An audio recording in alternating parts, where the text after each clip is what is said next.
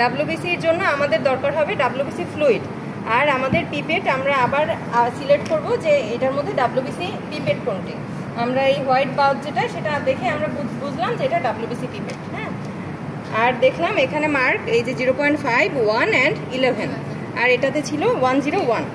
হ্যাঁ, সেমভাবে আমরা 0.5 পর্যন্ত ব্লাড নেব, এরপরে আবার এই 11 পর্যন্ত আমরা ডাব্লিউবিসি ফ্লুইডটা নেব।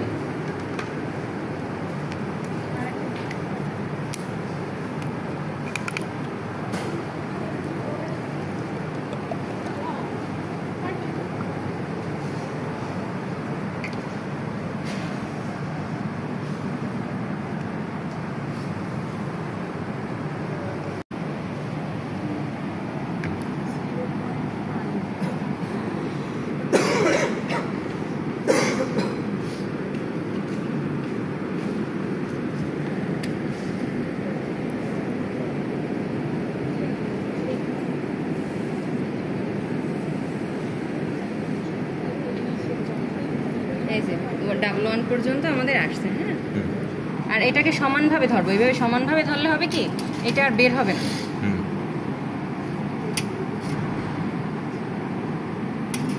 এভাবে ব্যান্ড করলাম, এরপরে আমরা আলতো হাতে হালকা একটু মিক্স করে রেখে দেবো। হ্যাঁ, আমাদের প্রসিডিউর এখানেই শেষ। এখন তোমরা করো।